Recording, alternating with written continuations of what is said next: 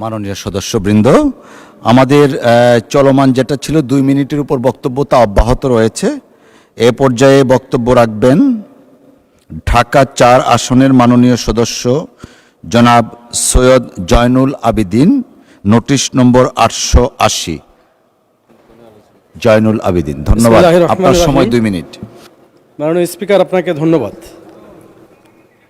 আমার জনগুরুত্বপূর্ণ বিষয় হলো মাদক দ্রব্যের বিস্তার রোধে জরুরি ও কার্যকর ব্যবস্থা গ্রহণ সংক্রান্ত মাননীয় স্বরাষ্ট্র মন্ত্রণালয়ের মাননীয় মন্ত্রীর দৃষ্টি আকর্ষণ করছি। মাদক দ্রব্যের বিস্তার এটা একটা জাতীয় সমস্যা, বাট আমি যেই এলাকা থেকে নির্বাচিত হয়ে এই মহান জাতীয় সংসদে এসেছি, ঢাকা 4, শ্যামপুর, কদমতলী এবং যাত্রাবাড়ির একাংশ, এই এলাকার মাদক দ্রব্যের বিস্তার অত্যন্ত বেশি উদ্বেগজনক হারে বৃদ্ধি পেয়েছে। এই মাদক দ্রব্যের উল্লেখযোগ্য একটা অংশ অবৈধভাবে প্রবেশ করে আন্তর্জাতিকভাবে, এবং দেশীয়ভাবেও কিছু আছে। এই মাদক দ্রব্যের কারণে আমাদের তরুণ সমাজ আজকের বিপদগামী। এর মাধ্যমে কিশোর গ্যাং, সন্ত্রাস, চুরি, ছিনতাই এবং অন্যান্য সংঘবদ্ধ অপরাধও আশঙ্কাজনক হারে বৃদ্ধি পেয়েছে। এ ব্যাপারে ইতিপূর্বেও আলোচনা এসেছে, কিন্তু দুঃখজনক হলো সত্য যে এ ব্যাপারে কার্যকর কোনো ব্যবস্থা আমরা দেখছি না, কারণ এটা ক্রমান্বয়ে বৃদ্ধি পাচ্ছে। কাজে আমি মাননীয় স্বরাষ্ট্রমন্ত্রীর দৃষ্টি আকর্ষণ করছি যে আন্তর্জাতিক উচ্চ হতে মাদকদ্রব্যের অবৈধ প্রবেশ সম্পূর্ণরূপে প্রতিরোধ, সীমান্ত এলাকায় কঠোর নজরদারি জোরদার, আইনশৃঙ্খলা বাহিনীর সমন্বিত ও ধারাবাহিক বিশেষ অভিযান পরিচালনা, গোয়েন্দা নজরদারি বৃদ্ধি, মাদক চক্রের হোতা ও নেটওয়ার্ক শনাক্তপূর্বক দ্রুত আইনের আওতায় আনায়ন এবং সংশ্লিষ্ট সকল সংস্থার মধ্যে কার্যকর সমন্বয়ের মাধ্যমে কঠোর, বাস্তবসম্মত, টেকসই প্রতিরোধ গড়ে তোলার অত্যন্ত জরুরি। এ ব্যাপারে আমি স্বরাষ্ট্রমন্ত্রীর কার্যকর পদক্ষেপের জন্য আপনার ধন্যবাদ মাননীয় সদস্য। গাজীপুর 5 আসন থেকে নির্বাচিত মাননীয় সদস্য জনাব A.K.M. ফজলুল হক মিলন, ধন্যবাদ। মাননীয় স্পিকার, আপনাকে ধন্যবাদ। আমি আজ এই মহান সংসদে দাঁড়িয়ে গত ফ্যাসিস্ট সরকার কর্তৃক দেশের দরিদ্র ও নিম্নবিত্ত জনগোষ্ঠীর উপর চাপিয়ে দেওয়া একটি অন্যায়ের প্রতিকারের জন্য কথা বলবো।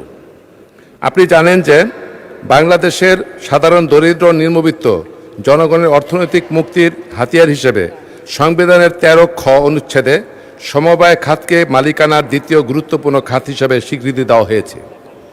1984 খ্রিস্টাব্দের আয়কর অধ্যাদেশে সমবায় সমিতির আয়ের উপর কোনো কর না থাকলেও গত সরকার অর্থবিল 2015 এর মাধ্যমে সমবায় সমিতির আয়ের উপর 15% হারে আয়কর এবং অর্থবিল 2023-এর মাধ্যমে সমবায় সমিতি কোম্পানি হিসেবে অন্তর্ভুক্ত করে সমবায় সমিতির সমূহের উপর 27% হারে কর আদায়ের প্রস্তাব অনুমোদন করে। মাননীয় স্পিকার, সমবায় সমিতির আইনের 3 নং ধারায় স্পষ্ট উল্লেখ আছে যে সমবায় সমিতির ক্ষেত্রে কোম্পানি আইন কার্যকর হবে না, কিন্তু অর্থবছর বিল 2023 পাশ হওয়ার পর সমিতিগুলোকে সমবায় অধিদপ্তরের পাশাপাশি সিএ ফার্ম দ্বারা অডিট করাতে হয়, যা বাংলাদেশের সমিতিগুলোর জন্য অত্যন্ত ব্যয়সাধ্য এবং কষ্টকর।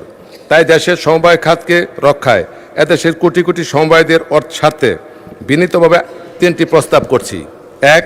সমবায় সমিতির উপর আরোপিত 15% আয়কর সম্পূর্ণরূপে প্রত্যাহার, সমবায় সমিতিকে কোম্পানি হিসেবে গণ্য করার বিধান চিরতরে বাতিল করা এবং উৎস কর্তনের বিধান প্রত্যাহার করা। আপনাকে ধন্যবাদ। ধন্যবাদ মাননীয় সদস্য। শেরপুর 1 আসন থেকে নির্বাচিত মাননীয় সদস্য মোহাম্মদ রাশিদুল ইসলাম রাশেদ, নোটিশ নম্বর 882, ধন্যবাদ। মাননীয় স্পিকার, আপনাকে অশেষ ধন্যবাদ।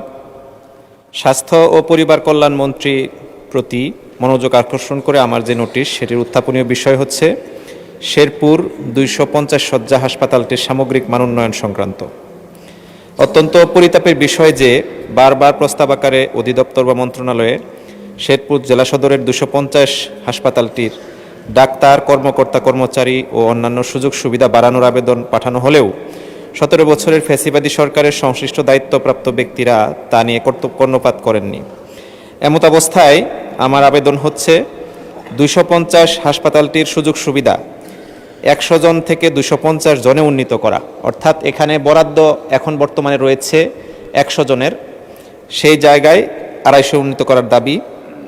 নতুন একটি বিল্ডিং স্থাপন করা হয়েছে বহুতল, সেটিতে র্যাম্প সিঁড়ি নাই, অর্থাৎ রুগী আনা নেওয়ার জন্য, এবং 2টো লিফট আছে খুবই অকেজো, এজন্য আমরা 2টি ক্যাপসুল লিফট চালুর জন্য আবেদন করেছি, সেটি বাস্তবায়ন করা হলে হয়তো কিছুটা লাঘব হবে সমস্যা। 2টি নতুন অ্যাম্বুলেন্স প্রদান করা দরকার, এবং পুরনো অ্যাম্বুলেন্স যেগুলো আছে সেগুলো আসলে অকেজো হয়ে গেছে, সেগুলো বাতিল করা দরকার। পুরাতন ভবনটি সংস্কারের প্রয়োজনীয় বাজেট বরাদ্দ দরকার। মাননীয় স্পিকার, অত্যন্ত পরিতাপের বিষয় হচ্ছে একই সাথে যে এই বহুতল ভবনটির 2টো ফ্লোর অব্যবহৃত থাকে বর্তমানে, নানান অসুবিধার কারণে তারা বলে যে লুকোবল নাই ইত্যাদি ইত্যাদি, এবং এর প্রেক্ষিতে বেশ কয়েকবার অভিযোগ এসেছে মাদকের একটা হাবে পরিণত হয়েছে এই হসপিটালটি, এবং অত্যন্ত মর্মান্তিক বিষয় যে এখানে প্রস্টিটিউশনের মতো ঘটনাও ঘটেছে, এবং সেগুলো নিয়ে আইন শৃঙ্খলা বাহিনী বিভিন্ন সময় ব্যবস্থা নিয়েছে, কিন্তু আবার এগুলো কনসিকুয়েন্টলি হয়েই যাচ্ছে। উপকরণ চুরির ঘটনা ঘটছে, এবং যেভাবে পরিষ্কার পরিচ্ছন্ন থাকা দরকার সেখানে পর্যাপ্ত লোকবল না থাকার কারণে সেটি হচ্ছে না। আপনার মাধ্যমে আমি দৃষ্টি আকর্ষণ করছি। ধন্যবাদ মাননীয়। ধন্যবাদ মাননীয় সদস্য। ময়মনসিংহ 10 আসন থেকে নির্বাচিত মাননীয় সদস্য জনাব মোহাম্মদ আক্তারুজ্জামান, নোটিশ নম্বর 883, আপনার সময় 2 মিনিট। ধন্যবাদ আপনাকে।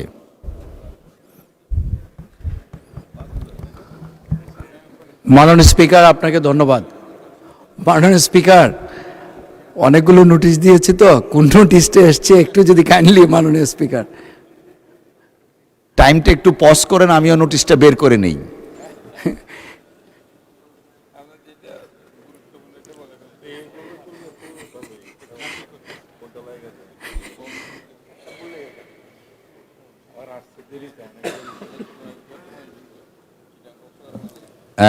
মাননীয় সদস্য খুবই গুরুত্বপূর্ণ নোটিশ দিয়েছেন, ফ্যাসিস্ট আমলের সারের ডিলার বাতিল প্রসঙ্গে।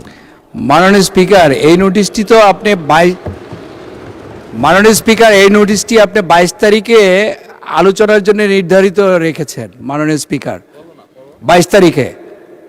হ্যাঁ, বিষয়টা অলরেডি গৃহীত হয়েছে, এখানে লেখা আছে। তো আমি কি 22 তারিখে যেহেতু আলোচনার জন্য গৃহীত হয়েছে, ওইটা অনেক সংসদ সদস্য, এখানে যারা 300 সংসদ সদস্য আছেন সবারই মাননীয় সদস্য, এটা গৃহীত হয়েছে, হয়তোবা মিস্টেকেনলি কজ লিস্টে চলে এসছে। তাহলে আপনি বসেন, এটা 22 তারিখে 22 তারিখে আমরা আলোচনা করি। আমার বিশ্বাস এটা সব সংসদ সদস্যরা এই বিষয়ে আলোচনা করবে। ধন্যবাদ। ধন্যবাদ মাননীয় স্পিকার। ধন্যবাদ। ঠাকুরগাঁ 3 আসন থেকে নির্বাচিত মাননীয় সদস্য জনাব মোহাম্মদ জাহিদুর রহমান, নোটিশ নম্বর 884। ধন্যবাদ।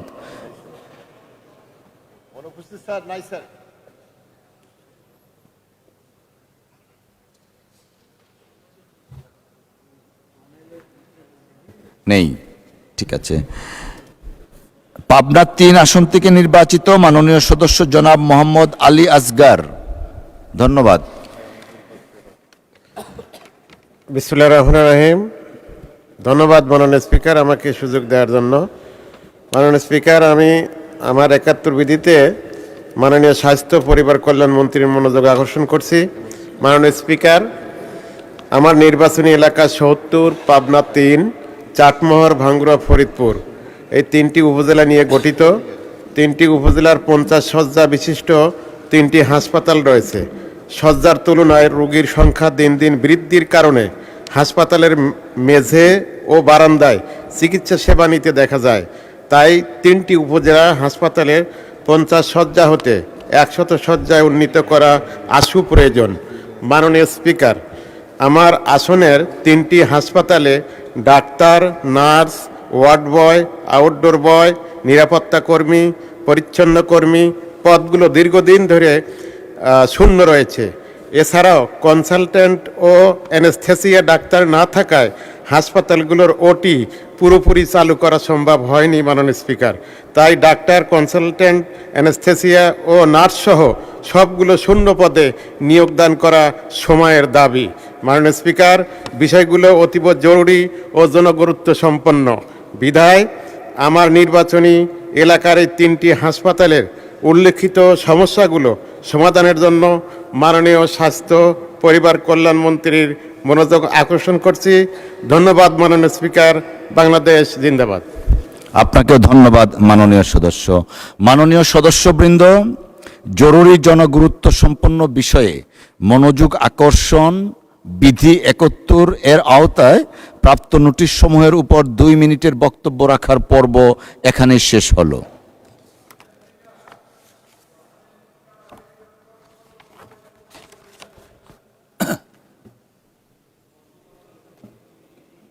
আমাদের পর্ব শেষ হয়েছে। কি ব্যাপার? কত?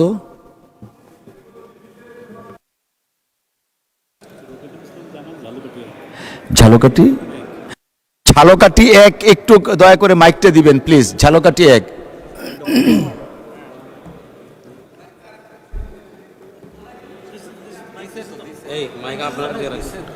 রফিকুল ইসলাম জামাল, ঝালকাঠি 1, প্লিজ মাইক দিবেন প্লিজ। আমার মাইক তো দেওয়া হয়। আমিও কিছু বলতে চাই মাননীয় স্পিকার। মাননীয় স্পিকার, আপনাকে ধন্যবাদ। আমি যে স্পর্শকাতর বিষয়ে কথা বলতে দাঁড়িয়েছি, আমার নির্বাচনী এলাকা 125 ঝালকাঠি 1। এখানে আমুয়া ইউনিয়ন আমুয়া বন্দরে একটি স্বনামধন্য একটি স্কুল রয়েছে, যে স্কুল ভবনটি গত 3 বছর আগে ফ্যাসিস্টের সময়ে স্কুল কর্তৃপক্ষকে হস্তান্তর করা হয়েছিল। আমরা জানি ফ্যাসিস্টের মাননীয় সদস্য, বিবৃতি দেওয়ার সময় না, আপনাকে এলাও করেছি। কি মূল বক্তব্যটা 1 সেকেন্ডে বলেন। মূল বক্তব্য বলছি মাননীয় স্পিকার, স্কুলটা ইতিমধ্যেই তার পিলার ভীম ধসে পড়তেছে এবং সেখানে 650 স্টুডেন্ট রয়েছে যারা মাধ্যমিক বৃত্তি পরীক্ষায় সফলতার সাথে নিয়মিত বৃত্তি পায়, যারা বরিশাল বোর্ডে অত্যন্ত ভালো রেজাল্ট করে। ধন্যবাদ মাননীয় সদস্য, আপনি দয়া করে বসুন। মূল বক্তব্য আপনি যাচ্ছেন না। কি হয়েছে বিল্ডিংটা? বিল্ডিং কি হয়েছে? শিক্ষা অধিদপ্তর থেকে পরিত্যক্ত ঘোষণা করা হয়েছে গত 16 তারিখ। এখানে একটি জরুরি ভিত্তিতে ছেলে মেয়েদের লেখাপড়া পরিচালনার জন্য একটি শেড, একটি ভবন করা স্থায়ী ভিত্তিতে জরুরি দরকার। ধন্যবাদ মাননীয় সদস্য। বিল্ডিং পরিত্যক্ত। ধন্যবাদ। এটা বললেই তো হতো। ধন্যবাদ মাননীয় সদস্যবৃন্দ। দিনের কার্যসূচি অনুযায়ী এখন সংসদের কার্যপ্রণালী বিধি 71 অনুযায়ী জরুরি জনগুরুত্ব সম্পন্ন বিষয়ে মনোযোগ আকর্ষণ এর গৃহীত নোটিশ সমূহের উপর আলোচনা। নোটিশটির উপর আলোচনা। আমি রাজশাহী 1 আসন হতে নির্বাচিত মাননীয় সদস্য জনাব মোহাম্মদ মজিবুর রহমানকে তার জরুরি জনগুরুত্ব সম্পন্ন বিষয়ে মনোযোগ আকর্ষণের নোটিশ পড়ার জন্য আহ্বান জানাচ্ছি। ধন্যবাদ। নাহমাদুহু ওয়া নুসাল্লি আলা রাসূলিহিল কারীম। মাননীয় স্পিকার, আপনাকে ধন্যবাদ। কার্যপ্রণালী বিধি 71 অনুসারে জরুরি জনগুরুত্ব সম্পন্ন বিষয় সম্পর্কে আমি যে নোটিশটি দিয়েছি তা হচ্ছে, রাজশাহী জেলার গোদাগাড়ী ও তানোর উপজেলা দুটি গুরুত্বপূর্ণ উপজেলা। এখানে বরেন্দ্র বহুমুখী উন্নয়ন কর্তৃপক্ষ BMDA পরিচালিত গভীর নলকূপের অপারেটরদের অনিয়ম, কৃষকদের হয়রানি এবং সেচ ব্যবস্থার চরম অব্যবস্থাপনা প্রসঙ্গে বরেন্দ্র অঞ্চলের গোদাগাড়ী ও তানোর রাজশাহী 1 আসন, যেখান থেকে আমি নির্বাচিত হয়েছি, এলাকায় বরেন্দ্র বহুমুখী উন্নয়ন কর্তৃপক্ষের অধীনে গোদাগাড়ীতে 716টি, তানোরে 532, তার মধ্যে 16টি অকেজো, 516টি টিউবওয়েল ডিপ টিউবওয়েল রয়েছে, যেখানে প্রতিটি ডিপ টিউবওয়েলের অধীনে প্রায় শতাধিক কৃষক সেচ সুবিধা পেয়ে আসছেন। কিন্তু অপারেটর নিয়োগে স্বচ্ছতার অভাব এবং অনিয়মের অভিযোগ রয়েছে। অনেক ক্ষেত্রে দুর্নীতিগ্রস্ত ব্যক্তিদের নিয়োগ দেওয়া হয়েছে। পাশাপাশি কিছু অপারেটর কৃষকদেরকে জিম্মি করে জমি লিজ দিতে বাধ্য করেছে এবং সেচের পানি সরবরাহেও বৈষম্য ও অনিয়মের কারণে কৃষকরা মারাত্মক ক্ষতির সম্মুখীন হচ্ছেন। অতএব আমি সংশ্লিষ্ট কর্তৃপক্ষের নিকট দাবি জানাচ্ছি যে অপারেটর নিয়োগে স্বচ্ছতা নিশ্চিত করতে হবে, জমি লিজ সংক্রান্ত অনিয়ম তদন্ত করে দোষীদের বিরুদ্ধে ব্যবস্থা গ্রহণ করতে হবে, সেচের পানি ন্যায্য ও সুষম বন্টন নিশ্চিত করতে হবে। মাননীয় স্পিকার, আপনাকে ধন্যবাদ। মাননীয় সদস্য, আপনাকেও ধন্যবাদ। মাননীয় কৃষিমন্ত্রী জনাব মোহাম্মদ আমিনুর রশিদকে এ বিষয়ে তার সংক্ষিপ্ত বিবৃতি প্রদানের জন্য আহ্বান জানাচ্ছি। ধন্যবাদ। ধন্যবাদ মাননীয় স্পিকার। একই সাথে ধন্যবাদ জানাচ্ছি মাননীয় সংসদ সদস্য জনাব মুজিবুর রহমান সাহেবকে অত্যন্ত গুরুত্বপূর্ণ প্রশ্ন করার জন্য।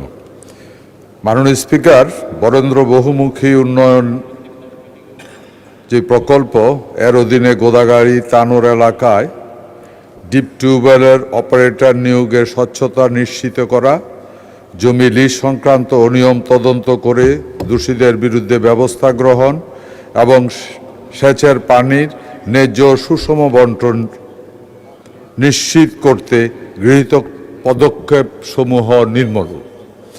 মাননীয় স্পিকার, এখানে বলে রাখে এই প্রকল্পটি 1992 সালে শুরু হয়েছিল। এই প্রকল্পের কারণে এই অঞ্চলে আগে একটা ফসল হতো, এখন 3টা হয়, 4টা পর্যন্ত হয়। এখানে মূল সমস্যাটা যেটা ছিল, আমি একে একে আপনাকে বলছি, মূল সমস্যাটা ছিল গত 17 বছরে এত বেশি দলীয়করণ করা হয়েছে, এটা একেবারে এক ধরনের রাজতন্ত্র তৈরি করা হয়েছিল এখানে। মাননীয় স্পিকার, এটা বর্তমান সরকার এর ভিতরে সম্পূর্ণ জিনিসগুলি নিয়ে অবহিত হয়েছে, আলোচনা করে একটা সঠিক সমাধান বের করারও আমরা চেষ্টা করেছি এবং এর ভিতর কিছু কিছু কাজও হয়েছে। একে একে আমি বলছি, আমার বিশ্বাস মাননীয় সংসদ সদস্য আমার এই প্রশ্নের উত্তর শোনার পরে উনিও আমার সাথে একমত হবেন। অপারেটর নিয়োগের স্বচ্ছতা নিশ্চিত করা একটা বড় সমস্যা এটা ছিল। রাজশাহী রংপুর বিভাগের খণ্ডকালীন পাম্প অপারেটর নিয়োগ, সেচ যন্ত্র পরিচালনা নীতিমালা 2025 প্রণয়ন করা হয়েছে। উক্ত নীতিমালায় অপারেটর মনোনয়নের লক্ষ্যে 5 সদস্য বিশিষ্ট কমিটি, বিএমডি এর প্রকৌশলী পর্যায়ে কর্মকর্তা, উপজেলা সেচ কমিটির প্রতিনিধি, কৃষি সম্প্রসারণ অধিদপ্তরের প্রতিনিধি অন্তর্ভুক্ত করা হয়েছে। মাননীয় স্পিকার, স্থানীয় কৃষকদের অংশীদারিত্ব নিশ্চিত করতে প্রার্থীর আবেদনের সংশ্লিষ্ট স্কিমের অন্তর্ভুক্ত অন্তত 15 জন কৃষকের সুপারিশও থাকতে হবে এবং ওই স্কিমের আবেদনকারীর নিজস্ব বা বর্গা জমি থাকা বাধ্যবাধকতা রয়েছে। মাননীয় স্পিকার, স্বচ্ছতা বজায় রাখতে নিয়োগ বিজ্ঞপ্তি বিভিন্ন গুরুত্বপূর্ণ সরকারি দপ্তর সহ সংশ্লিষ্ট পাম্প ঘরে প্রকাশের মাধ্যমে ব্যাপক প্রচার ব্যবস্থা করা হয়েছে। নিয়মিত লগ বই সংরক্ষণ, প্রিপেড কার্ডের মাধ্যমে সেচ সরবরাহ এবং বার্ষিক আয় ব্যয়ের হিসাব কৃষকদের নিকট দাখিলের বাধ্যবাধকতা এবং নিয়োগ পরবর্তী পরিচালনা পর্যায়কে স্বচ্ছ ও দায়বদ্ধ করা হয়েছে। মাননীয় স্পিকার, তাছাড়া সেচ কার্যক্রমে চলাকালীন সময়ে কৃষকদের অভিযোগ নিষ্পত্তির জন্য বিএমডিএ অভিযোগ নিষ্পত্তি ও মনিটরিং কমিটি গঠন করা হয়েছে। মাননীয় স্পিকার, জমি লিজ সংক্রান্ত অনিয়ম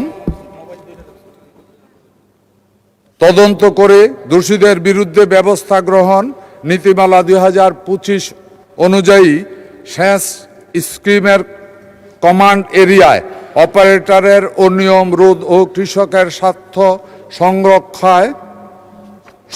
রক্ষায় কঠিন প্রশাসনিক ব্যবস্থা বিধান রাখা হয়েছে মাননীয় স্পিকার। সেচ স্কিমে কোনো কোম্পানি বা কন্ট্রাক্ট গ্রোয়ারের কোনো ফসল আবাদের চুক্তি করতে চাইলে কৃষকের সাথে সরাসরি তা করতে হবে মাননীয় স্পিকার। অপারেটর কোনোভাবেই মধ্যস্বত্বাভোগী হিসাবে অন্য কোনো কৃষকের জমি উক্ত চুক্তি করাতে পারিবে না। মাননীয় স্পিকার, এছাড়া কোনো অপারেটর সেচ যন্ত্রে কমান্ড এরিয়ার মধ্যে নিজস্ব জমি ব্যতীত তার ব্যক্তিগত ট্রাক্টর, পাওয়ার ট্রেলার বা অন্য কোনো কৃষি যন্ত্রপাতি ব্যবহারে কোনো কৃষককে বাধ্য করাতে পারবে না। বর্ণিত এই ধারাগুলো যে কোনো একটি লঙ্ঘন বা অভিযোগ প্রমাণিত হলে সংশ্লিষ্ট অপারেটরের নিয়োগ সরাসরি বাতিল করার সুস্পষ্ট নির্দেশ রয়েছে। বিএমডিএর এই নীতিমালার মধ্যে সেচ ব্যবস্থাপনার স্বচ্ছতা নিশ্চিত করতে এবং কৃষকের যে কোনো প্রকার হয়রানি ও জিম্মি দশা থেকে মুক্ত রাখতে বদ্ধপরিকর। 26/2/26 খ্রিস্টাব্দে তারিখে দৈনিক আমাদের রাজশাহী পত্রিকায় তানোরেল আলুর জমি লিজের টাকা আত্মসাতের একটা অভিযোগের নিউজ উঠেছিল মাননীয় স্পিকার। এই সংবাদ প্রকাশিত অভিযোগটি অত্র দপ্তর কর্তৃক তদন্ত করা হয়েছে এবং তাদের বিরুদ্ধে প্রয়োজনীয় ব্যবস্থাও গ্রহণ করা হয়েছে। সেচের পানি ন্যায্য সুষম বন্টন নিশ্চিত করা, নীতিমালা অনুযায়ী অপারেটর কোনো অবস্থাতেই নগদ টাকা, নিজস্ব ফ্রি পেইড কার্ড বা বিঘাপতি ধান চুক্তির বিনিময়ে সেচ প্রদান করতে পারবে না। এই শর্ত লঙ্ঘিত হলে জামানত বাজেয়াপ্ত সহ নিয়োগ বাতিল বিধান রয়েছে। স্বচ্ছতা ও জবাবদিহিতা নিশ্চিত করতে অপারেটর সেচ যন্ত্রের বার্ষিক আয় ব্যয় হিসাব কৃষকের নিকট দাখিল করিতে বাধ্য থাকিবে। এছাড়া বরেন্দ্র এলাকায় ভূগর্ভস্থ পানি স্তর রক্ষায় সংকটময় এলাকায় বড় চাষ নিরুৎসাহিত করে রবি শস্য আবাদের কৃষককে উৎসাহিত করা এবং নির্দিষ্ট সময়সীমা ও ঘন্টা বছরে সর্বোচ্চ 1960 ঘন্টা মেনে সেচ যন্ত্র পরিচালনা বাধ্যবাধকতা আরোপ করা হয়েছে। বিএমডিএ এই নীতিমালার মধ্যে সেচ ব্যবস্থাপনা শৃঙ্খলা ও শান্তি ও প্রান্তিক কৃষকের পানির অধিকার সুনিশ্চিত করছে। মাননীয় স্পিকার, আপনাকে ধন্যবাদ। ধন্যবাদ মাননীয় মন্ত্রী। মাননীয় সদস্য জনাব মোহাম্মদ মজিবুর রহমান, আপনি এ বিষয়ে একটি প্রশ্ন করতে পারেন। একটি। ধন্যবাদ মাননীয় স্পিকার, আপনাকে ধন্যবাদ। যেহেতু বিষয়টি খুবই গুরুত্বপূর্ণ, আপনি মেহরবানি করে একটু সময় যদি বৃদ্ধি করেন আমার জন্য ভালো হবে। আমি ইতিমধ্যেই নোটিশ দেওয়ার পরে এলাকায় 2 বার গিয়েছি এবং তাদের সাথে মত বিনিময় করেছি। আমি সংক্ষেপেই চেষ্টা করব। মাননীয় স্পিকার, আমরা এখানে মাননীয় সংসদ সদস্য সকলেই গর্ববোধ করি যে আমরা কৃষকের সন্তান। আলহামদুলিল্লাহ, আমি নিজেও কৃষকের সন্তান এবং যে সমস্ত পিতা এইরকম মাননীয় সংসদ সদস্যদেরকে রেখে গেছেন সেই সমস্ত পিতাদের জন্য আমি দোয়া করি, আল্লাহ তাআলা তাদেরকে জান্নাতবাসী করুন। সম্মানিত মাননীয় স্পিকার, আমি যে কথাটি এখানে বলতে চাচ্ছি, বিএমডিএ অত্যন্ত গুরুত্বপূর্ণ এই জন্য যে গোটা রাজশাহী এলাকার জন্য এটা একটা আশীর্বাদ স্বরূপ। আগে মাত্র 1 ফসল অথবা 2 ফসল হতো, এখন পানি উত্তোলন করার ফলে এখানে 4টা ফসল পর্যন্ত উৎপন্ন হচ্ছে। আলহামদুলিল্লাহ, এটা অনেক এলাকাকে উন্নত করেছে ফসলের দিক থেকে। এখানে যে ডিপ টিউবওয়েল আছে, এখানে অপারেটর নিয়োগের ব্যাপারে এটা অনিয়ম হয়েছে এবং এখানে ঘুষের বিনিময় হয়েছে। মাননীয় স্পিকার, আপনি জানেন একটা লোককে টাকা দিয়ে যদি তাকে নিয়োগ করা হয় তার উপর সে লোকের কোনো নিয়ন্ত্রণ থাকতে পারে না। যার কাছ থেকে সে টাকা নেয় সে সত্যিকার অর্থে বিক্রি হয়ে যায় তার কাছে। এই জন্য কর্তৃপক্ষ অপারেটরদের কাছে আমি অসহায় বলে মনে করছি এই নিয়োগের কারণেই, অস্বচ্ছ নিয়োগের কারণে। এরপরে আপনাকে যেটা বলতে চাচ্ছি সেটা হলো কৃষকরা সত্যি খুবই কষ্টের ভিতরে আছেন। কিভাবে? প্রিপেইড কার্ড একটা করা হয়েছে সরকারের পক্ষ থেকে। প্রিপেইড কার্ড দিয়ে যদি পানি তোলে তাহলে এখানে কোনো টাকা অতিরিক্ত তাদের দিতে হয় না, ওই কার্ডের মধ্যেই কাটা যায়, আবার সে টাকা ভর্তি করতে পারে। কিন্তু এই প্রিপেইড কার্ডগুলো সব জমা করা হয়েছে অপারেটরদের হাতে। তারা মাননীয় সদস্য স্টেটমেন্ট না করে দয়া করে প্রশ্নটা করবেন আমি প্লিজ। পয়েন্ট আকারে বলে যাই, তাহলে সময় কম লাগবে। এটা না দিয়ে কৃষকের হাতে প্রিপেড কার্ড ফেরত দিতে হবে, যাতে এখানে তারা 4,000 5,000 করে প্রত্যেক কৃষকের কাছ থেকে টাকা নেয়, এই ঘুষটা যাতে আর না নিতে পারে। মাননীয় স্পিকার, কৃষক তার জিনিসের দাম পাচ্ছে না, যার ফলে তার রাস্তায় আলু টমেটো ইত্যাদি ফেলে দিয়ে তার উপরে গাড়ি চালিয়ে দিয়ে, আপনি এই দৃশ্যগুলো দেখেছেন অতীতে। এখানে সেচের মধ্যে যে সমস্ত অনিয়মগুলো আছে, মাননীয় আমাদের মন্ত্রী, কৃষিমন্ত্রী জনাব আমিনুর রশিদ হাজি ইয়াসিন, ব্র্যাকেটে দেখলাম, অবশ্য আমি এটা জানতাম না ওনার নাম হাজি ইয়াসিন, তো উনি কথাগুলো বলছেন সবগুলাই সত্য, কেতাবে আছে, কিন্তু বাস্তবে এটা প্রয়োগ হচ্ছে না। মাননীয় স্পিকার, এটাকে নিশ্চিত করতে হবে 100% যা লেখা আছে সে অনুযায়ী কাজ করতে হবে। যদি না করে তাহলে মন্ত্রীদের পদত্যাগ করতে হবে। কোনো একজন মন্ত্রী তার দায়িত্ব যদি পালন না করতে পারে তাকে স্বেচ্ছায় পদত্যাগ করা উচিত। জাতীয় সংসদের এই মহান চত্বরের কথা দাঁড়িয়ে আমি আপনাকে বলছি। এখানে এই মনে হচ্ছে যারা অপারেটর তারা রাজা হয়ে গেছে, আর কৃষক মাননীয় সদস্য আমরা প্রশ্নটা আসি প্লিজ। সম্পর্কে আচ্ছা, ঘুষ নিয়ে তো নিয়োগের কথা বলেছি মাননীয় স্পিকার। 77% অপারেটর দোষে অভিযুক্ত, এদেরকে আমি মাননীয় মন্ত্রীকে ফ্লোর দিব এখন, আপনি প্রশ্ন করছেন না, দয়া করে প্রশ্ন করুন।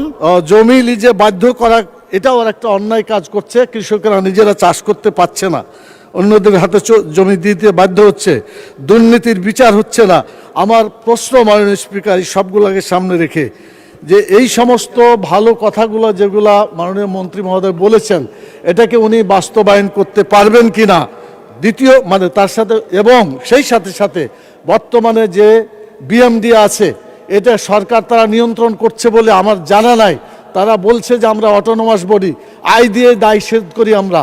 অতএব এরকম না রেখে আমি মনে করি সরকারের দায়িত্ব নেওয়া দরকার, এবং বিএমডিকে একটা গ্রহণযোগ্য স্বচ্ছ একটা কর্তৃপক্ষ তৈরি করে উত্তরাঞ্চলের কৃষিতে একটা বিপ্লব আনার জন্য মাননীয় স্পিকার, মাননীয় মন্ত্রী চেষ্টা করবেন কিনা, পদক্ষেপ নেবেন কিনা, সেটাই আমার প্রশ্ন। Thank you.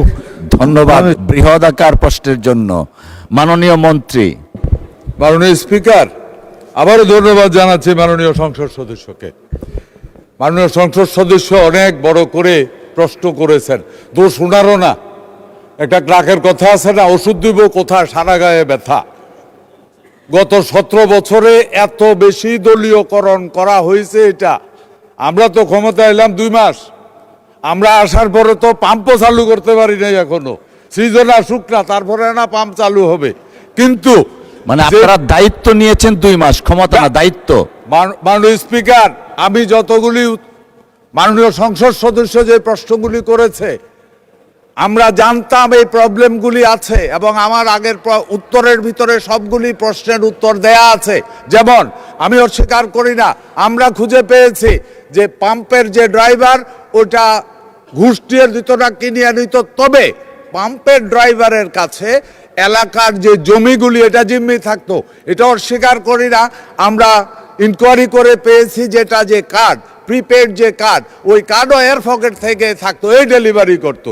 এই জন্যই তো এতগুলি সিস্টেম ইন্ট্রোডিউস করা হলো, যে একটা পাম্প ড্রাইভার যদি রিক্রুট করতে হয় অন্তত স্থানীয় 15 জন কৃষক তাকে সাপোর্ট করতে হবে, যে আমি তারে চিনি, সে ভালো মানুষ, সে কাজ করবে না। শুধু তাই নয়, বিভিন্ন যতগুলি ইনস্টিটিউশন বা ব্রাঞ্চ ওখানে আছে, সবাইকে দিয়ে কমিটি গঠন করা হয়েছে। শুধু তাই নয়, তারপরেও যদি প্রমাণিত হয় ধরা এমন কোনো অন্যায় করে, তাইলে সাথে সাথে তার চাকরি যাবে, তার টাকা জরিমানা করা হবে। সবগুলি আইনে রাখা হয়েছে। মাননীয় সংসদ সদস্য, বিএনপি সেই দল যার প্রতিষ্ঠা জনাব শহীদ প্রেসিডেন্ট জিয়াউর রহমান, যিনি বাংলাদেশকে খাদ্যে স্বয়ংসম্পূর্ণ করেছিল। বিএনপি যখনই ক্ষমতায় আসবে একটা জিনিস মনে রাখতে হবে, বিএনপির প্রথম টার্গেট থাকে ৭৫% মানুষ এদেশের কৃষক, তাদের অর্থনীতিকে স্বাবলম্বী করা এবং একমাত্র লক্ষ্য দেশকে খাদ্যে স্বয়ংসম্পূর্ণ করা। মাননীয় স্পিকার, এবারের এই সরকারের লক্ষ্য শুধু খাদ্যে স্বয়ংসম্পূর্ণ নয়, ইনশাআল্লাহ ইনশাআল্লাহ ইনশাআল্লাহ আগামী ২-৩ বছরের মধ্যে বাংলাদেশ থেকে খাদ্যশস্য হয়তো চাল হবে না, রপ্তানি শুরু হবে। মাননীয় স্পিকার, ধন্যবাদ আপনাকে। আমি আশা করি যে প্রশ্নগুলি করেছেন, যেটা বলবো যে আমরা একটা অন্যায় পেয়েছিলাম, ওই যে টাকা মেরে দিছে, ওইটার ব্যাপারে ইনকোয়ারি করে পানিশমেন্ট হয়েছে, চাকরি চলে গেছে। এই জন্য আমি মাননীয় স্পিকার আপনার মাধ্যমে মাননীয় সংসদ সদস্যকে বলবো, অন্যায়কারী যুগে যুগে ছিল, গত 17 বছর একটু বেশি অন্যায়কারী বানানোর ফ্যাক্টরি বসে গেছিল, অটোমেটিক বাইরিত অন্যায়কারী। আমরা কাজ, আমি মাননীয় সংসদ সদস্যকেও বলবো, অন্যায়কারী যুগে যুগে ছিল, আছে। জনগণ যখন সচেতন হবে, সরকার সচেতন আছে, জনগণকে সচেতন হতে হবে। জনগণ সচেতন হোক, অন্যায় থামতে বাধ্য হবে, জনগণের সাথে সরকার আছে। ধন্যবাদ মাননীয় স্পিকার, আপনাকে ধন্যবাদ। ধন্যবাদ জানাচ্ছি মাননীয় সংসদ সদস্যকে। ধন্যবাদ মাননীয় মন্ত্রী মহোদয়। আমি এখন কার্যপ্রণালী বিধি ৬২ অনুযায়ী জনগুরুত্ব সম্পন্ন বিষয়ে মুলতবি প্রস্তাবের আওতায় প্রাপ্ত 2টি নোটিশ সমূহের নিষ্পত্তি করব। নোটিশ 2টি দিয়েছেন জনাব মোহাম্মদ শফিকুর রহমান, মাননীয় বিরোধী দলীয় নেতা, এবং মাননীয় সদস্য জনাব মোহাম্মদ নুরুল ইসলাম, চাঁপাইনবাবগঞ্জ 3। তাদের উভয়ের নোটিশের বিষয়বস্তু প্রায় একই। তারা জ্বালানি সংকট এবং এর প্রভাব নিয়ে আলোচনার জন্য মুলতবি প্রস্তাবের নোটিশ দিয়েছেন। মাননীয় বিরোধী দলীয় নেতা জনাব মোহাম্মদ শফিকুর রহমান নিম্নলিখিত বিষয়ে আলোচনা করার জন্য সংসদের কাজ এখন মুলতবি করা হোক মর্মে প্রস্তাব করেছেন। দেশব্যাপী তীব্র জ্বালানি সংকট এবং এর ফলে বিদ্যুৎ উৎপাদন ও শিল্প কারখানায় সৃষ্ট অচলাবস্থা সহ জনজীবনের বহুমাত্রিক সংকট সম্পর্কে আলোচনা। মাননীয় বিরোধী দলীয় নেতা, বর্তমানে মহামান্য রাষ্ট্রপতি ভাষণের উপর আলোচনা চলমান। আপনার উল্লেখিত নোটিশটির বিষয়বস্তু নিয়ে সংসদের অধিবেশন মুলতবি না করেই বিধি অনুযায়ী আলোচনার সুযোগ রয়েছে। এ অবস্থায় সংসদ মুলতবি করে আপনার আনিত মুলতবি প্রস্তাবের উপর আলোচনা সমীচীন নয়। তাছাড়া আপনার নোটিশের বিষয়বস্তু সম্পর্কে ইতিমধ্যে মাননীয় বিদ্যুৎ, জ্বালানি ও খনিজ সম্পদ মন্ত্রী ৩০০ বিধিতে একটি বিবৃতি প্রদান করেছেন। এতৎসত্ত্বেও আলোচনার যদি অবকাশ থাকে তাহলে যথাযথ বিধিতে নোটিশ প্রদান করলে আলোচনা হতেও পারে। এমতাবস্থায় কার্যপ্রণালী বিধির ৬৩ই বিধি অনুসারে নোটিশ 2টি গ্রহণ করা গেল না বলে আমি আন্তরিকভাবে দুঃখিত। ধন্যবাদ।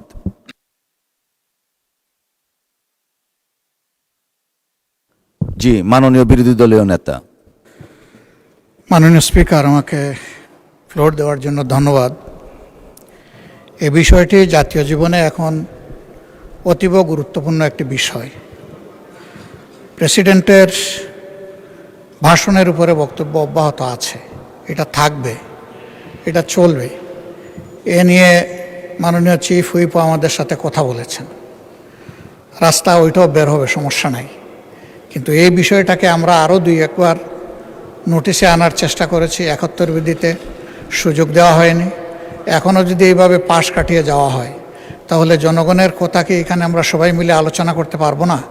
আমরা কি একটু সুযোগ সৃষ্টি করব না সবাই মিলে, যে এই সমস্যার সমাধানটা কিভাবে করা যায়? আমরা তো কাউকে দোষারোপ করার জন্য এই আলোচনায় যাচ্ছি না। আমরা বাস্তব অবস্থাটা জেনে কি করা যায় সেই বিষয়েই তো আমরা কথা বলতে চাচ্ছি। তো এখন যদি এই সুযোগই দেওয়া না হয় তাহলে আমরা কি ধরে নেব?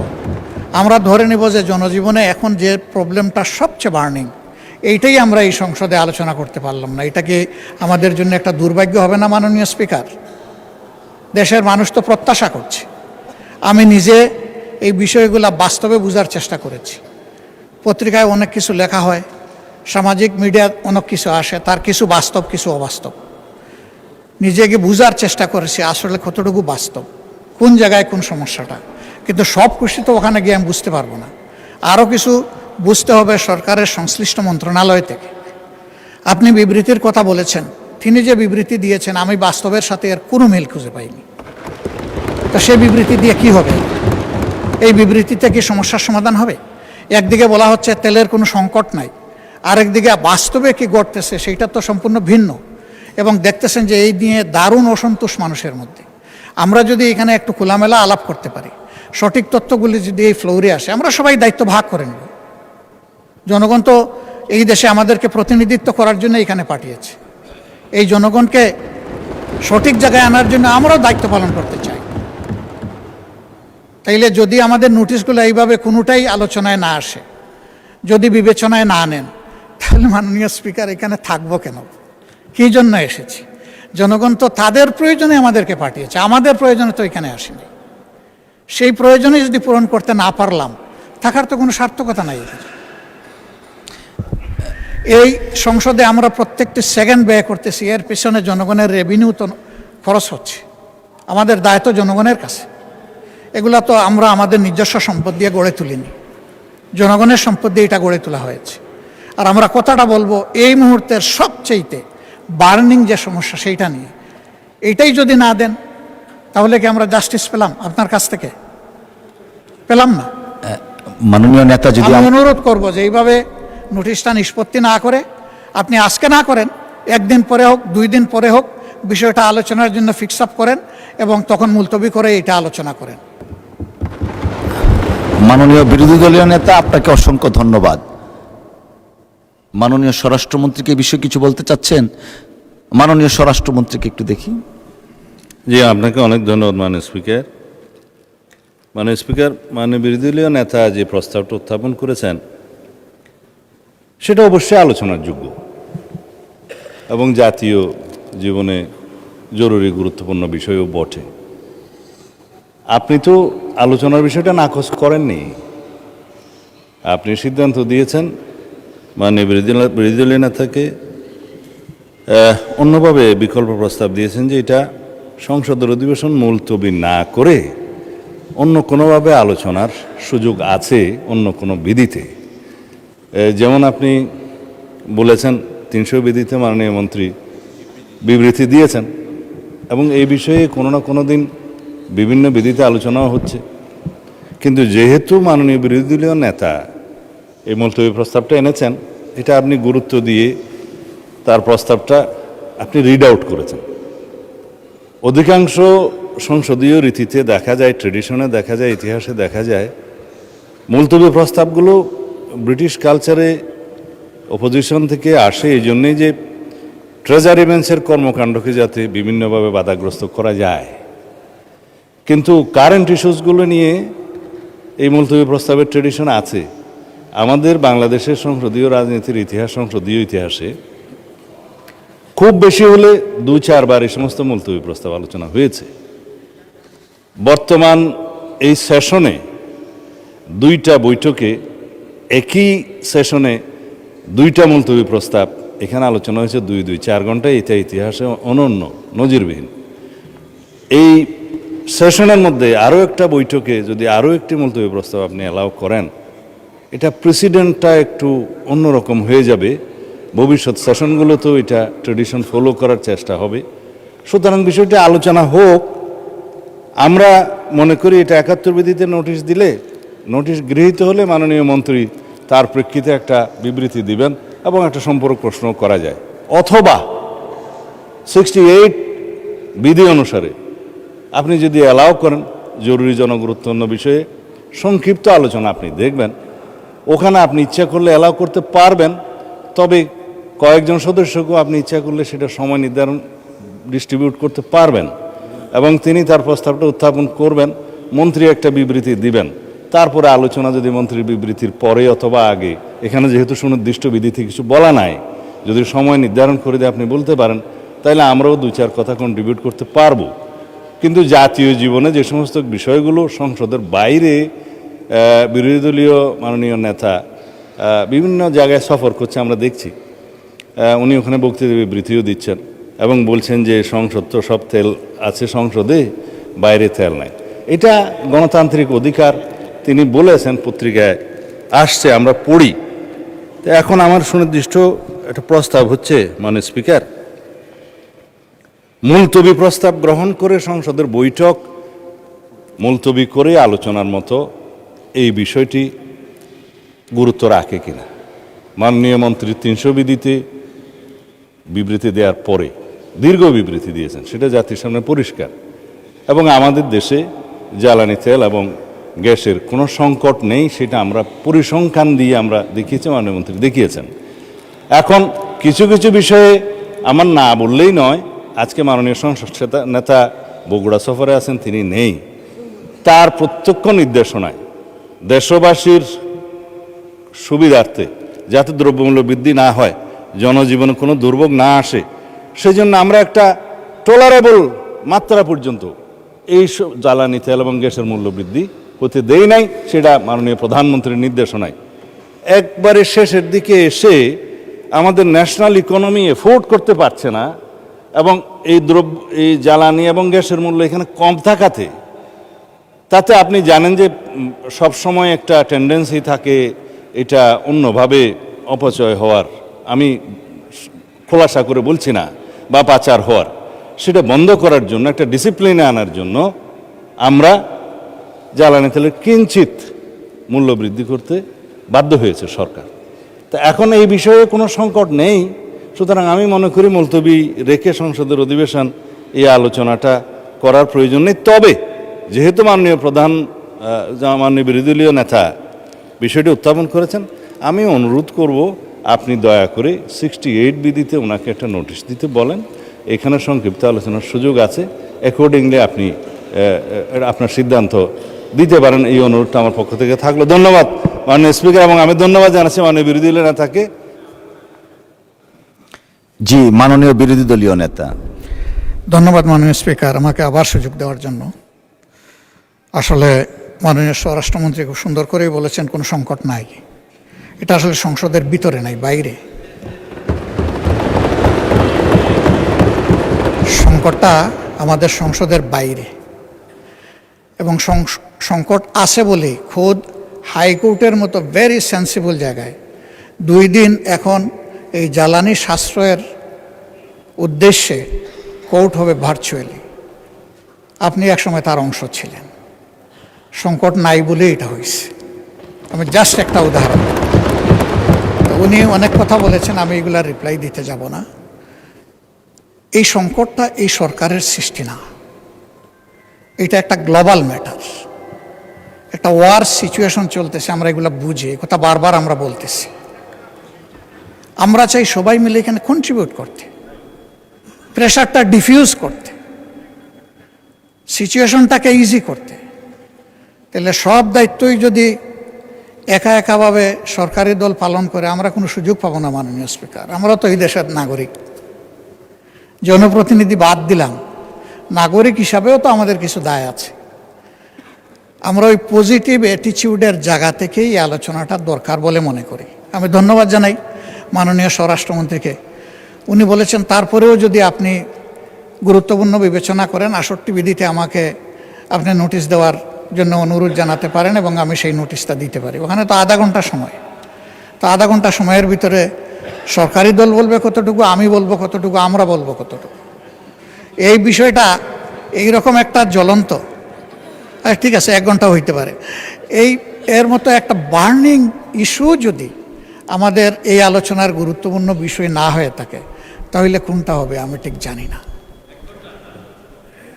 আমি মনে করি যে এই মুহূর্তে বাংলাদেশে প্রিভেইলিং যতগুলা সমস্যা আছে, এর মধ্যে সবচেয়ে গুরুতর সমস্যা হচ্ছে জ্বালানি সমস্যা। এবং এইটার সাথে সম্পৃক্ত অনেক কিছু, অনেক জিনিস, সেই গোটা অর্থনীতির চাকায় পাওয়ারের উপর নির্ভর করে। পাওয়ার জেনারেট করবে এই জ্বালানি দিয়ে। পাওয়ারের র মেটেরিয়ালস হচ্ছে জ্বালানি, গ্যাস হোক, তরল হোক, যাই হোক। আমরা এই বিষয়ে কন্ট্রিবিউশন রাখতে চাই, আমাদেরকে সুযোগ দেওয়া হোক। আমি আবার অনুরোধ করব, এইটাকে আজকে আপনি ডিসপোজ অফ না করে, আমার বিশেষ অনুরোধ, সংসদ নেতার প্রেজেন্সেই বিষয়টা আলোচনার জন্য আপনি 3 দিন সময়ের মধ্যে ফিক্স আপ করতে পারেন। ধন্যবাদ আপনাকে। ধন্যবাদ মাননীয় বিরোধী দলীয় নেতা এবং মাননীয় স্বরাষ্ট্রমন্ত্রী, দুইজনকে ধন্যবাদ। মাননীয় বিরোধী দলীয় নেতা, এখানে পার্টিনেন্ট বিষয় হচ্ছে আলোচনা। তো আমি দেখলাম মাননীয় স্বরাষ্ট্রমন্ত্রীও আলোচনা করতে চান, আপনার প্রস্তাবেও আলোচনা, বাট কোশ্চেন হচ্ছে হোয়েদার সংসদ মুলতবি করে হবে নাকি না করে হবে। আলোচনা কিন্তু হচ্ছে মুলতবি করা না করা কোনো বিষয় না, আলোচনা হওয়া উচিত কিনা। আর আপনি যেটা বলেছেন, যে কোনো জাতীয় ইস্যুতে treasury bench and opposition should work shoulder two shoulder, এটা এখানে পেয়েছি আমরা। তো আমার মনে হয় আলোচনা হচ্ছে, বাট বিধিগতভাবে আমরা চিন্তা করলাম যে না, অল্টারনেট বিধিতে আলোচনার সুযোগ। যেমন দেখেন, আজকে এত হারমোনিয়াস পরিবেশে প্রায় আধা ঘন্টার মতো আলোচনা অলরেডি হয়ে গেছে। সো এই আলোচনাটাই কন্টিনিউ আমরা করতে পারি। আর একটা বিধিতে আমি এটা আগেও একটু দেখে রেখেছি, সংসদকে মুলতবি করে আলোচনা না করে এই আলোচনাটাই আমরা সংসদের চলমান অবস্থা সাধারণ আলোচনা নিয়ে যাই। সময়ের প্রেক্ষিতে এটা আমরা আলোচনার ভিত্তিতে আধা ঘন্টার জায়গায় 1 ঘন্টা করতে পারি, 1.5 ঘন্টা করা যেতে পারে, বাট মুলতবি না রেখে। আচ্ছা ঠিক আছে, 1 ঘন্টার মধ্যে আমরা করলাম।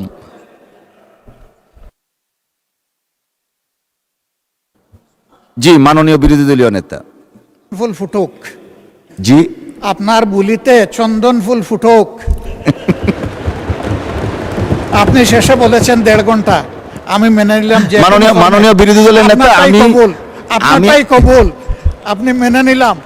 মেনে নিয়ে আমরা ইনশাল্লাহ কালকে নোটিশ দিব, আপনি আমাদেরকে সুযোগ করে দিবেন। তবে সংসদ নেতার প্রেজেন্সে আমরা এই আলোচনাটা করতে চাই। ধন্যবাদ আপনাকে। আচ্ছা, মাননীয় বিদ্যুৎ প্রতিমন্ত্রী, মাননীয় স্বরাষ্ট্রমন্ত্রীকে একটু শুনি। জি জি জি। মানে স্পিকার, আপনার স্লিপ অফ টাং হয়েছে আমি বুঝি। 60 মাননীয় স্বরাষ্ট্রমন্ত্রী স্লিপ অফ টাং না, 68 কথার কথা এসছে আর কি 1.5 ঘন্টা ওইরকম। সংসদের কাজ শেষ হওয়ার 1 ঘন্টা পূর্বে এবং আলোচনাটা 1 ঘন্টার জন্য হবে এরকম বলা আছে। এরপরের সাবসেকশনে আপনি গেলে কোনো সদস্যকে আপনি আহ্বান করবেন, সময় নির্ধারণ করবেন, একটু বলা আছে। তা এখন মাননীয় বিরোধী দলীয় নেতা এখন আপনাকে বিধি ভায়োলেট করার জন্য বলতেছে এইরকম বিধি তো বাম। সেই জন্য আপনি 68-এ যদি মাননীয় বিরোধী দলীয় নেতাকে অনুরোধ করেন, উনি নোটিশটা আবার যদি দেন, অবশ্যই এটা মাননীয় সংসদ নেতার উপস্থিতিতে আলোচনা হবে। আমরা তো এগ্রিড, কিন্তু ওই যে বিধি বাম করবেন না। 1 ঘন্টা। ধন্যবাদ মাননীয় স্বরাষ্ট্রমন্ত্রী বসু। ধন্যবাদ মাননীয় বিরোধী দলীয় নেতা। জি। সুন্দর করে কথা বলার পরেও কি মন গলাইতে পারলাম না? আর কোন ভাষায় বললে মন গলবে? মাননীয় স্পিকার, ঠিক আছে, আপনি যেটা সর্বোত্তম মনে করেন সেইটাই আমরা আশা করব। আপনার উপর ভার ছেড়ে দিলাম, তবে আমরা অর্থবহ আলোচনা করতে চাই। ধন্যবাদ আপনাকে। অসংখ্য ধন্যবাদ মাননীয় বিরোধী দলীয় নেতা। আমরা আধা ঘন্টার মতো আলোচনা অলরেডি হয়ে গেছে, আপনি দয়া করে নোটিশটা দেন, আমরা পরবর্তী কার্যকর পদক্ষেপ নিব। না না না, এটা এমনি বললাম আর কি। আপনি দয়া করে নোটিশটা দেন, অর্থবহ আলোচনার জন্য যা করণীয় মহান সংসদ তাই করবে। অসংখ্য ধন্যবাদ। ধন্যবাদ দুজনকেই। মাননীয় বিদ্যুৎ প্রতিমন্ত্রী, আপনার তো বোধহয় বক্তব্য রাখার আর দরকার নেই, আলোচনা যেহেতু হতে যাচ্ছে। অসংখ্য ধন্যবাদ। ধন্যবাদ সবাইকে।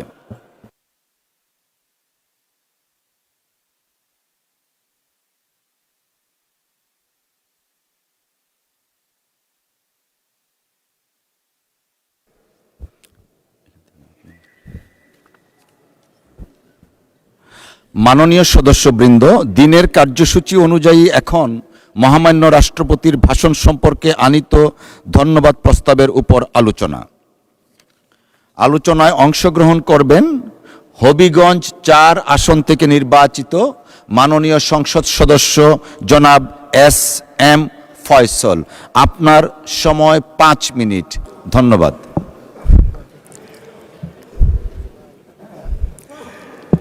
বিসমিল্লাহির রহমানির রহিম। মাননীয় স্পিকার, আপনাকে ধন্যবাদ।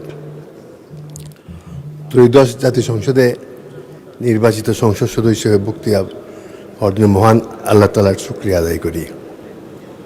মাননীয় স্পিকার, আমি প্রথমেই শ্রদ্ধার সঙ্গে 1971 ইংরেজিদের মহান রাত মুক্তিযুদ্ধে 30 লক্ষ শহীদের প্রতি, যাদের রক্তে এবং জীবনের বিনিময়ে আমরা স্বাধীন দেশ পেয়েছি, তাদের প্রতি কৃতজ্ঞতা জানাচ্ছি। মাননীয় স্পিকার, আমি শ্রদ্ধার সঙ্গে জানাচ্ছি 2024 সালের জুলাই আগস্ট মাসে বাংলাদেশের সংগঠিত ছাত্র জনতার গণ অভ্যুত্থানের শহীদ ছাত্র জনতাকে। মাননীয় স্পিকার, আমি গভীর শ্রদ্ধার সাথে স্মরণ করছি বিএনপির প্রতিষ্ঠাতা, বহুদলীয় গণতন্ত্রের প্রবক্তা, স্বাধীনতার ঘোষক শহীদ প্রেসিডেন্ট জিয়াউর রহমানকে।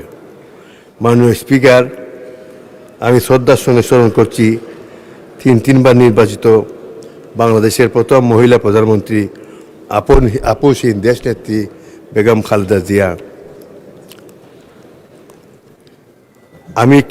মাননীয় স্পিকার, আমি কৃতজ্ঞতার সহিত ও ধন্যবাদ জানাচ্ছি আমার নির্বাচনী এলাকা হবিগঞ্জ 4 নির্বাচনী কেন্দ্র সর্বস্তরের জনগণ, আমার সম্মানিত ভোটার সহ জাতি ধর্ম নির্বিশেষে সবাইকে, যারা অক্লান্ত পরিশ্রমের বিনিময়ে আমাকে সংসদে আসার সুযোগ করে দিয়েছেন, তাদের পক্ষ থেকে কথা বলার জন্য।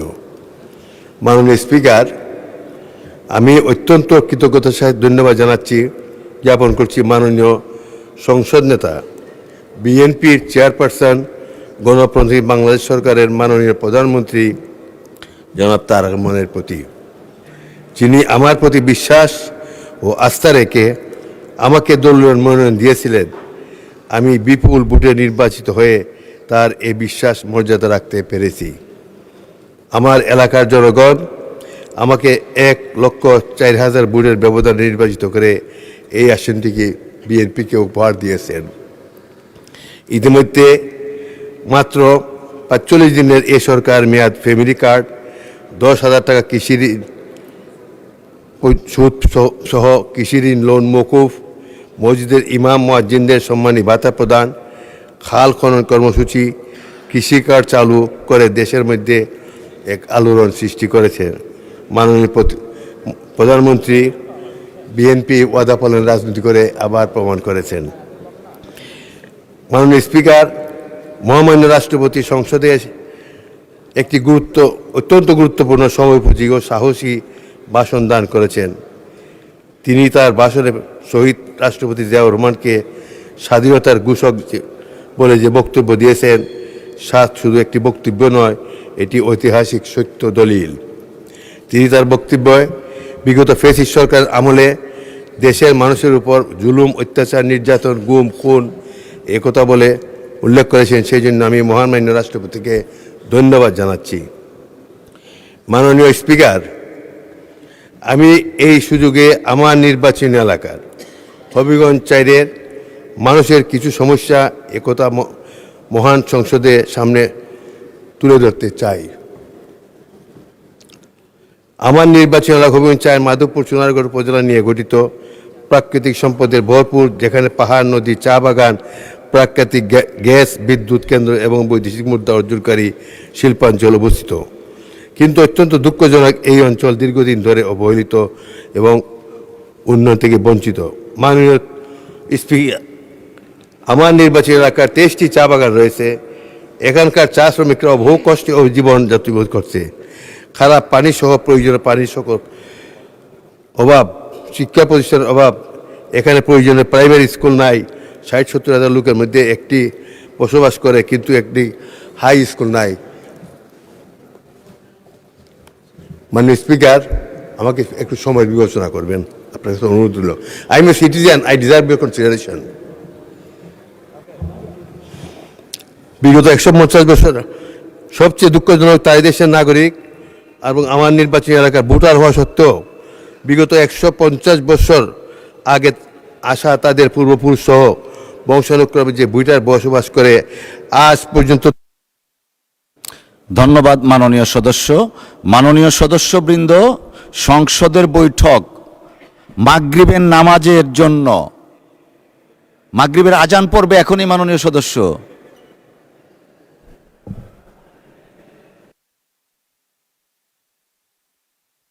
এক মিনিট। কিন্তু তারাই দেশের নাগরিক ও তাদের শ্রমে গড়ে গ্রামে দেশে বৈদেশিক মুদ্রা অর্জন করে, একথা তাদের জন্মভূমিতে তাদের কোনো ভূমিকার অধিকার নাই।